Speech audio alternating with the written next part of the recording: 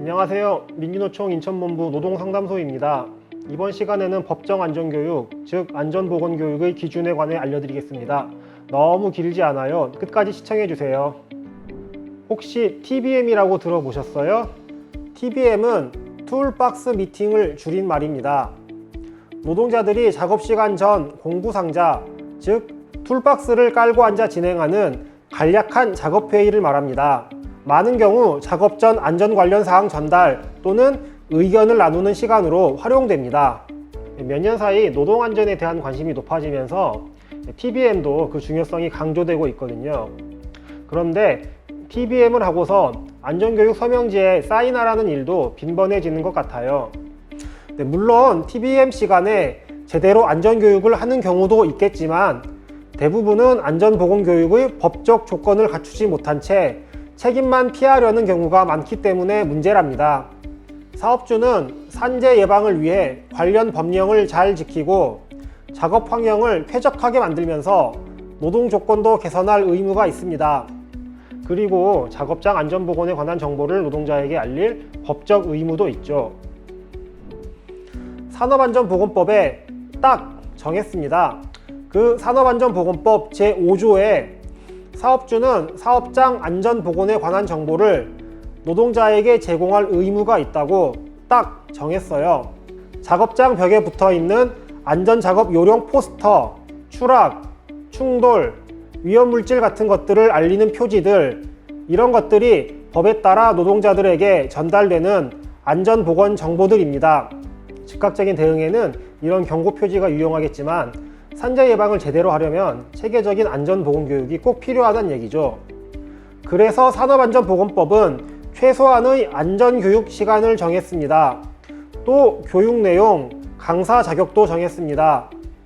그러니 조회 시간에 조심하라고 당부하는 건 안전보건교육 한 걸로 볼 수 없고, 또 회사에서 높으신 양반이 안전제의를 강조하고선 안전교육했다고 사인하라고 하면 강사 자격과 교육 내용에 문제가 있는 겁니다. 안전보건교육을 받았다는 사인하면 안 된다는 말씀. 사업장 안전보건교육은 소속 노동자 모두가 받아야 하고요. 교육을 받지 않은 사람 1명당 1개의 과태료 벌칙이 부과되는 게 원칙이라는 점 기억하세요. 강사는 회사의 안전보건 분야 관리자가 할 수도 있고 외부에서 초빙해서 할 수도 있습니다. 외부 인사는 안전보건교육 강사 자격이 있는 사람이든가 의사, 작업치료사, 노무사, 변호사 등 전문가가 할 수 있습니다. 자세한 내용은 여기 표를 참고하세요. 잠깐 화면 멈춤해서 자세히 살펴보면 더 좋겠어요. 그 점에 관해선 먼저 안전보건교육 유형을 알아두시는 게 좋아요. 보통 한 달에 2시간 안전교육 하는 걸로 알고 계시잖아요. 그건 정기교육이라고 해요. 정기교육은 반기당 12시간 이상 하도록 정했어요. 그러니 월 평균 2시간이 되는 거죠. 정기교육 때는 산재 예방과 관련 법제도의 기본적인 원칙을 교육하도록 정했어요.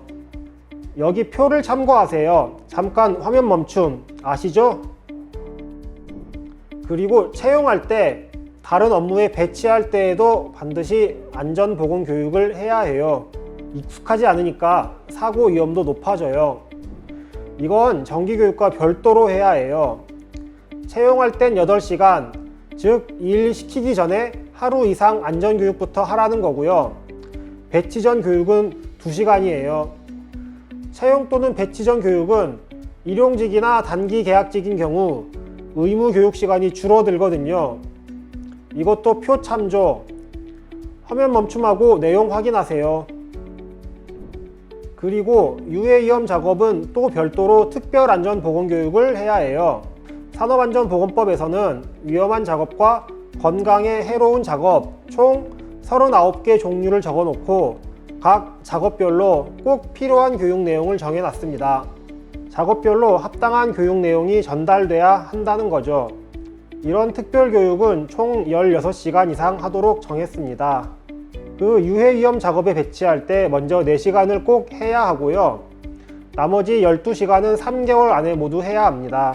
처음 4시간 특별교육 시간은 배치 전 교육이나 채용 시 교육 시간으로 인정됩니다. 노동자는 사업주로부터 안전보건 정보를 받을 권리가 있습니다.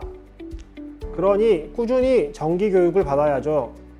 그래야 사고 예방, 직업병 예방이 체계적으로 가능해집니다. 사람을 새로 채용할 때, 업무를 변경할 때에도 안전교육이 필요합니다. 그리고 유해 위험 작업은 특별히 안전교육을 해야 합니다.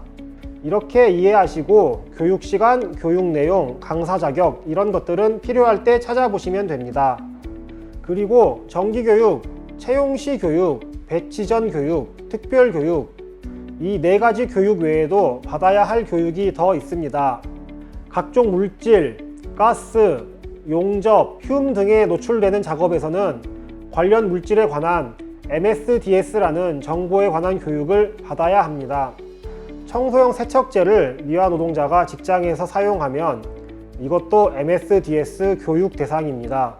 또 고객을 상대하는 감정 노동자에 대한 교육, 회사 안전보건 쪽 관리자들이 받아야 하는 교육이 있고, 건설 노동자가 되려면 건설업 기초안전교육을 받아야 합니다. 더 자세히 알고 싶다면 언제든 저희 민주노총 노동상담소 1577-2260으로 연락주세요.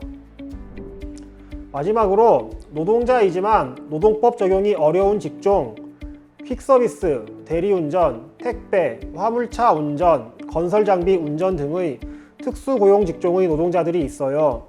종속성이 있지만 형식적으로는 하청사업주와 같은 계약을 맺은 사람들이죠.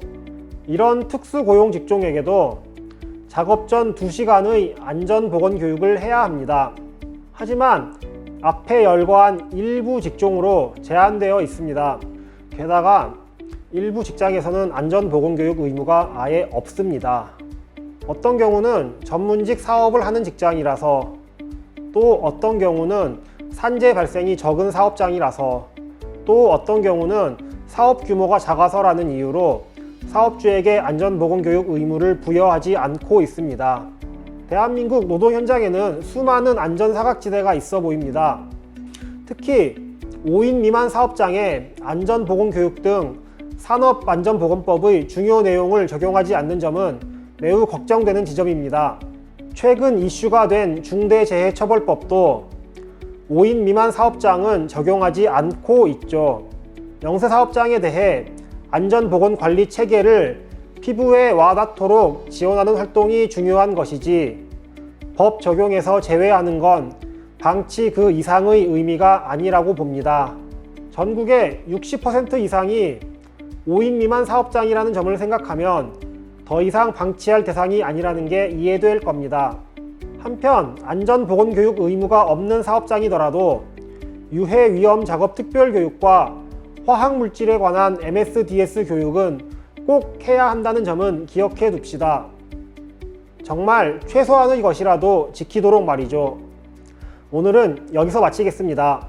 끝까지 들어주셔서 고맙습니다.